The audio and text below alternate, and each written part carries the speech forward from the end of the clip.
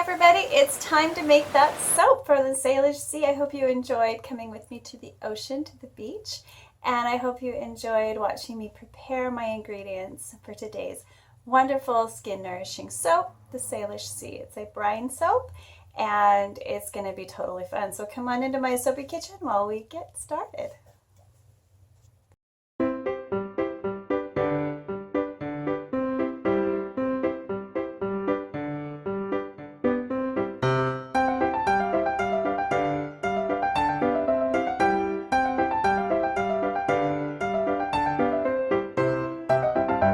I've got my leaves. We're just going to wash them and then I'm going to blend them in my Vitamix. So there we go.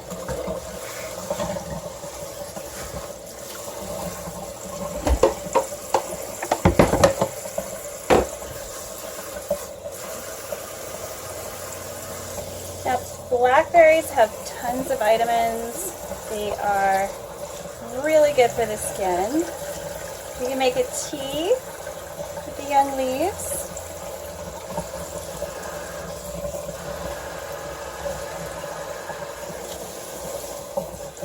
And we're going to add this fresh to the lye. And I'm also going to add some dry after the super fat because a lot of the goodness is going to get destroyed. But with the chemical process it's going through. But I haven't done this in a while and I thought it would be really cool. I haven't done a fresh soap made with fresh ingredients just to show you that it can be done. And they are incredible regardless of what has gone through.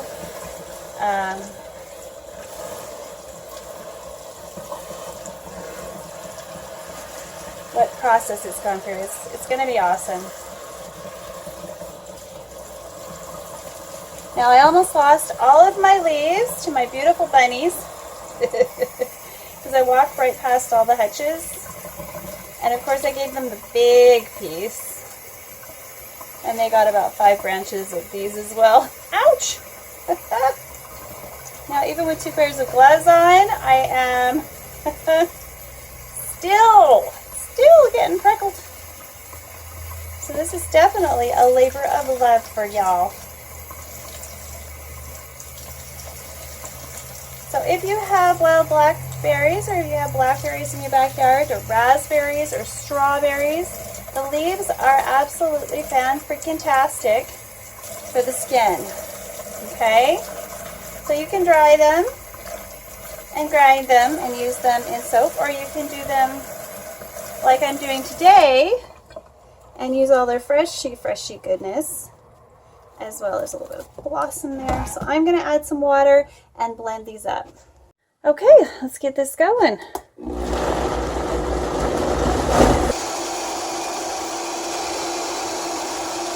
Yeah, that looks pretty good. Looks like a nice green smoothie. There's our blackberries. And I'm just going to strain this a little bit. Make sure there aren't any long pieces in there. And we'll be using this in place of some of our water. Okay? So I've also got a few more of the elements. This is a concentrated brine, so this is ocean water that's been cooked down. That's equivalent to about 4 cups of seawater, so it's quite concentrated. Here's our washed sand. And then our seaweeds. So I'm going to be using this one in it, and I'm going to be decorating with this one. So very nice. Yeah, so kelp. Yeah. Okay. So check out this glorious stuff that we've got here. It's awesome. So I will be measuring out. I'm going to be straining the pulp off and adding some of that later and some of it at the beginning, just because I don't want it to interfere with my my liquid measurements. Okay, we're going to be using a little more so we get a nice fluid swirl. There are some bigger pieces in there, but they're not big enough that I need to worry about. That'll be nice in the soap. All right, so we'll come back when we're ready to make the soap. Okay, this is the yogurt I'm going to use. It's from the Water Buffalo farm here on the island. Pretty cool, eh? It's not donkey milk, but it's water buffalo. Guess what's going into my African soap from now on? As long as I can get it, fresh water buffalo yogurt. How awesome is that? So that's going to go into this Salish Sea, since it's an island product, soap.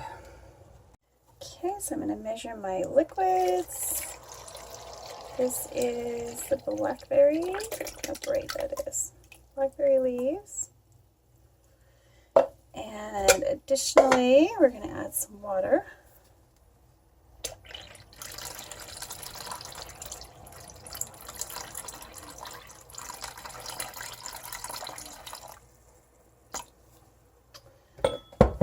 Okay. And I'm going to add half of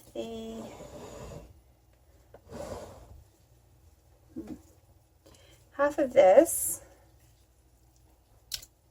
now, and then I'll add just a couple tablespoons at the end. All right, so we've got our mush in there as well as the water. And I've got my water and my lye already measured out, so we're going to add it a little bit at a time.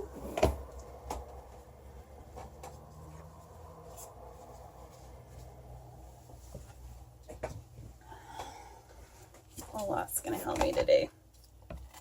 This has been sitting on my countertop, so it's absorbed some of the moisture from the air. That's all that is. There's going to be a violent reaction, especially if there's any acids in there.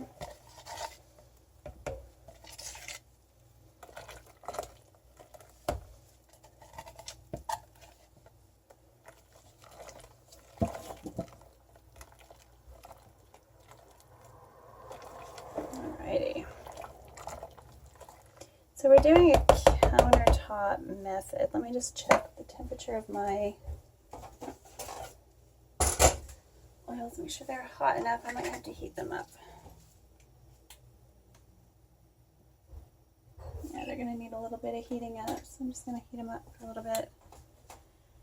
Yeah, this one's 200. Since we're at 175 for each of them, we'll get started again. All right, here we go. We're going to add our lime water to our soap. And it's got blackberry leaves in it. The fun stuff, we're going to make some soap. So we're going to blend it all up really good so it starts that emulsification process.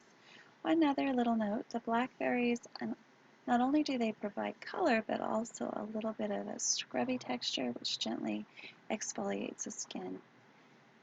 Now this is a Soleseife,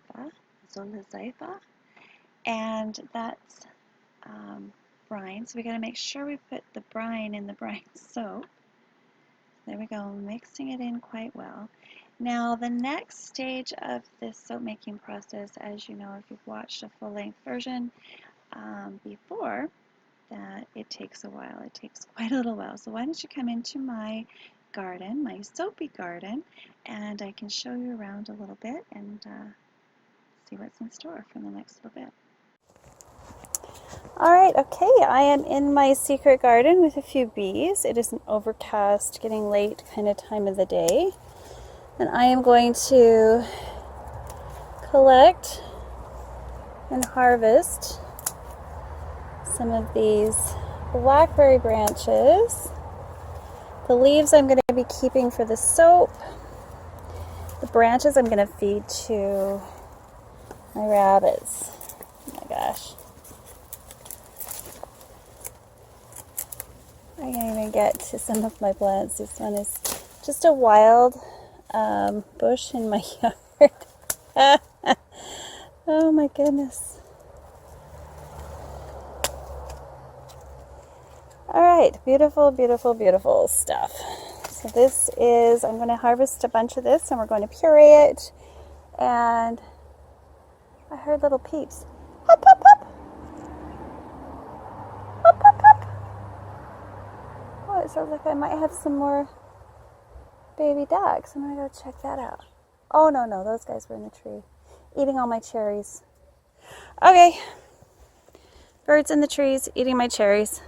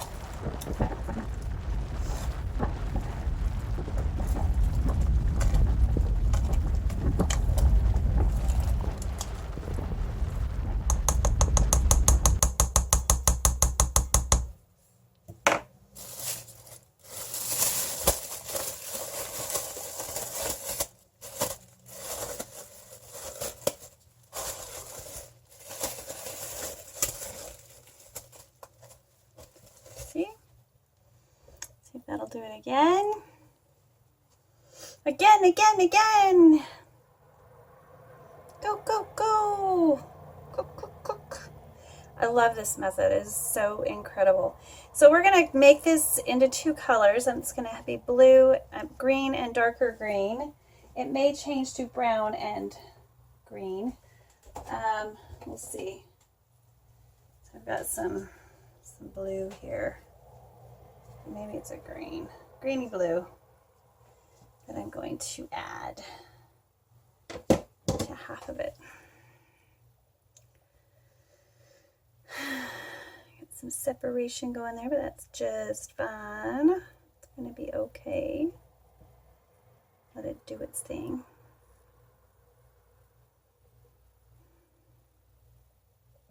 This is my favorite part. The volcanoing. Look at, he's heating up again. Do you see all the steam?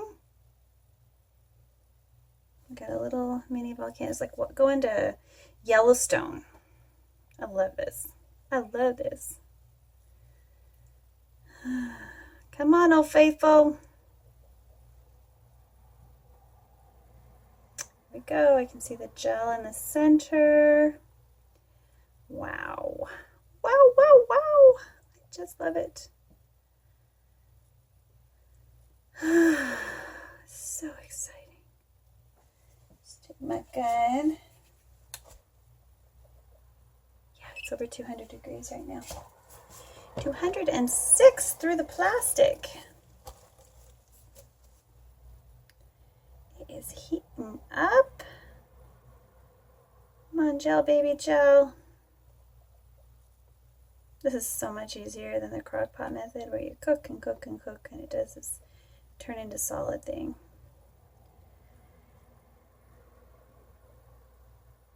I just love it.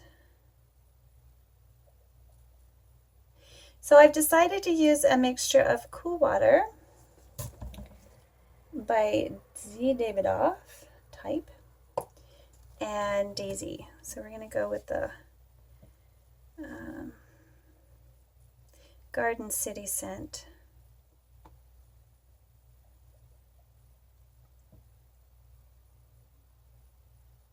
I could throw in some lavender, but I already have lavender soaps. Here it goes. You see that? It is volcanoing yet again. Ooh, this baby's hot. It's just hot stuff. And get out my phenolphthalein so I can see.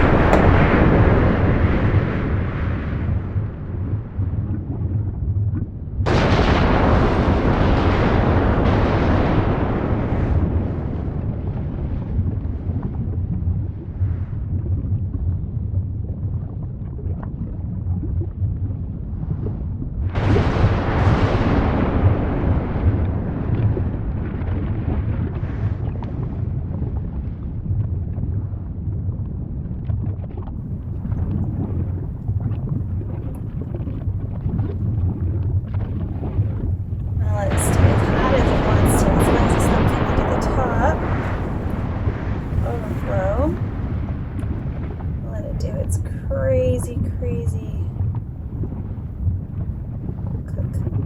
volcano. That heat. It's getting pretty high.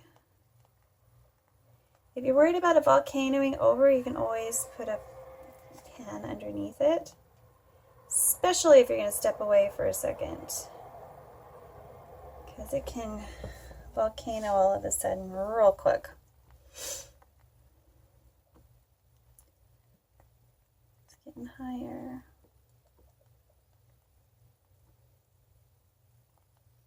Boy, I'm liking this.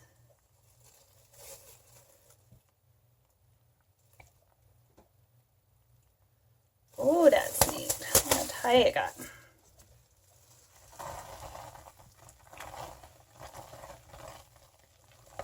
Stir it down. We're not at mashed potatoes even yet, so it's going to be a little while.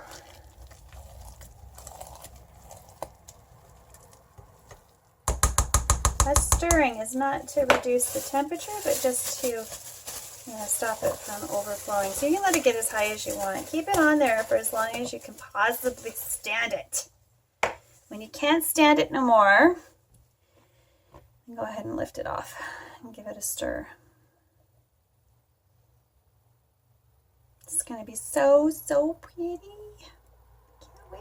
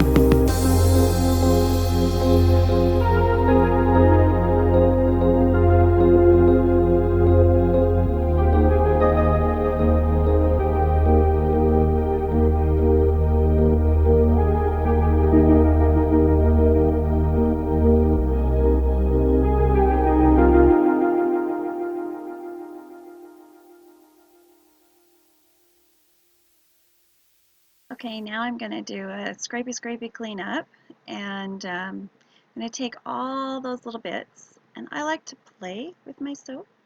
I don't like to waste any of it, and this was a project that I was trying to, create with that same fragrance and same ingredients. I was trying to go for a Vancouver Island shape, which is kind of like an oval with a pointy end.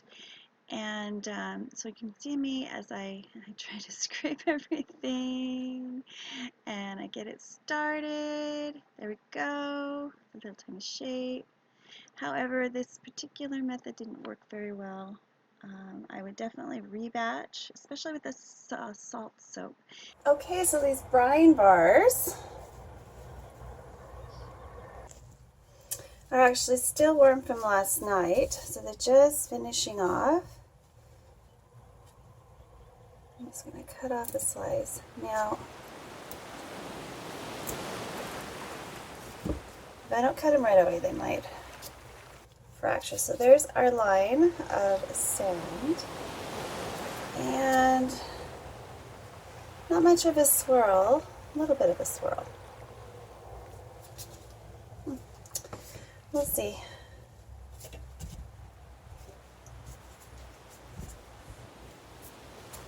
Okay, let's get a full bar here.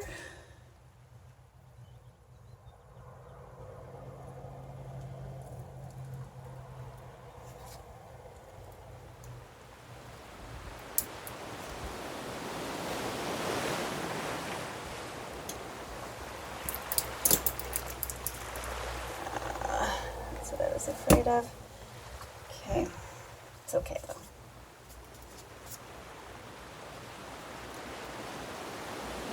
Interesting.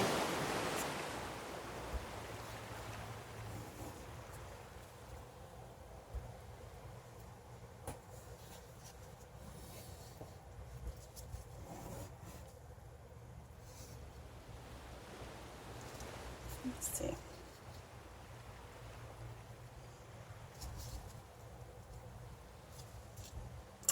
Hopefully I'm not going to break off every single one of the embeds.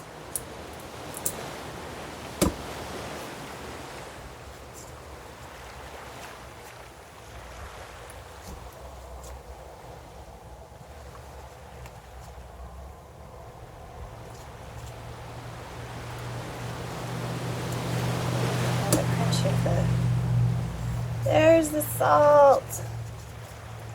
Encased in the center. Cool. Oops.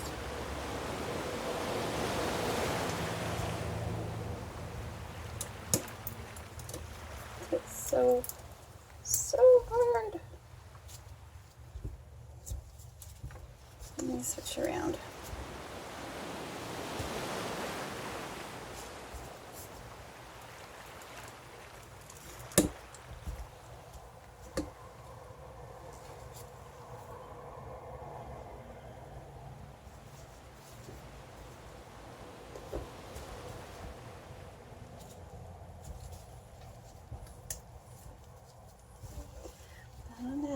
We'll see.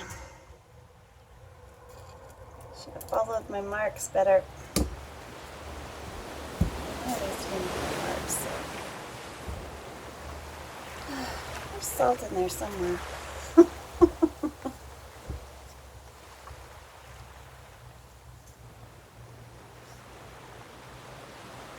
Oh, this one's a delicate bar. It's probably not going to stay. Probably going to break off. Those are pretty though. Look at you, get those little bits. Hoping the bottoms aren't going to fall off. See the salt in there.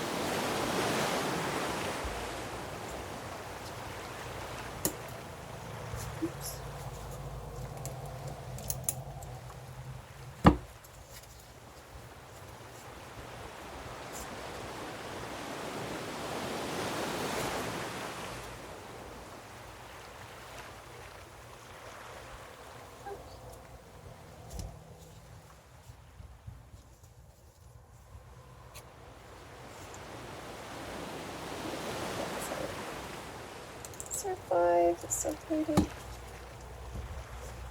Good.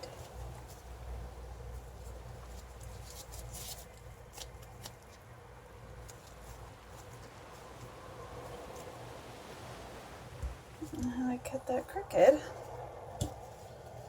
Supposed to not cut crooked with a cutter. Hold it more firmly.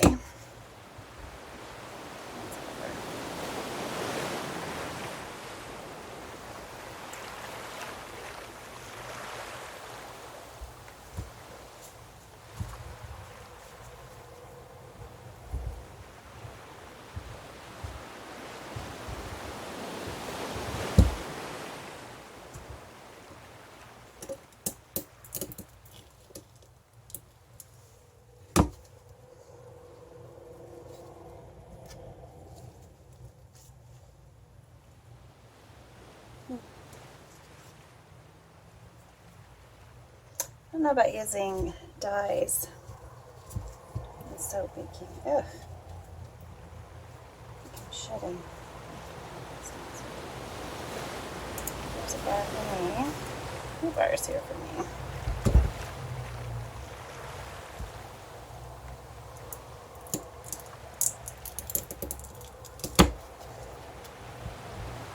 Whoa!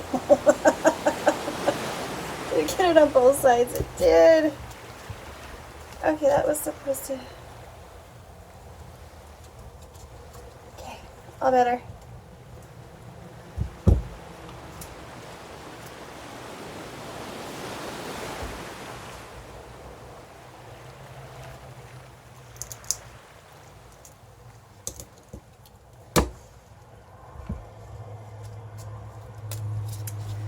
Wow, that one just about fell off completely.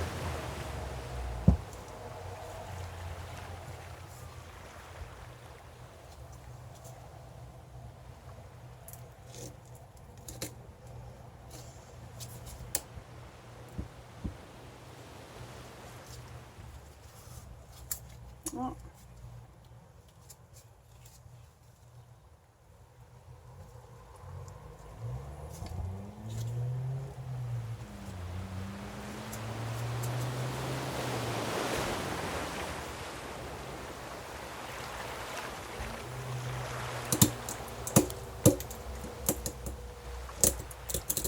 This one just wants to beat up.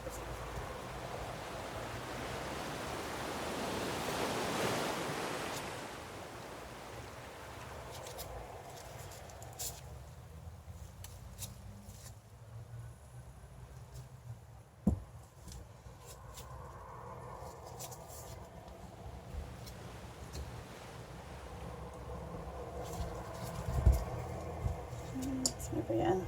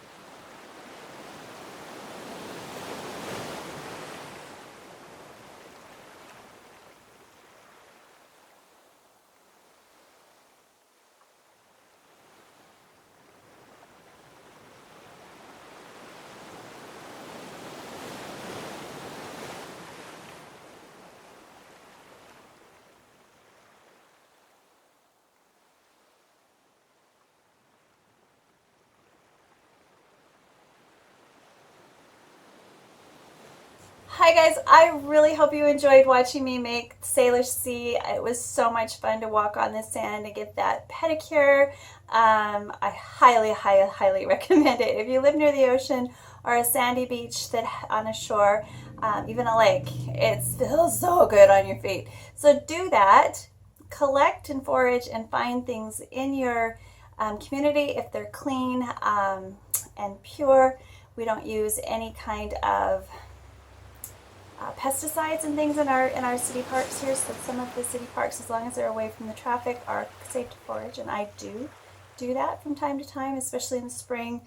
Yeah, so come on. I'm so glad you came, and if you enjoyed this presentation, click like and subscribe, and come on back and I'll take you on more excursions. Yeah, so thanks so much for stopping by. Bye for now.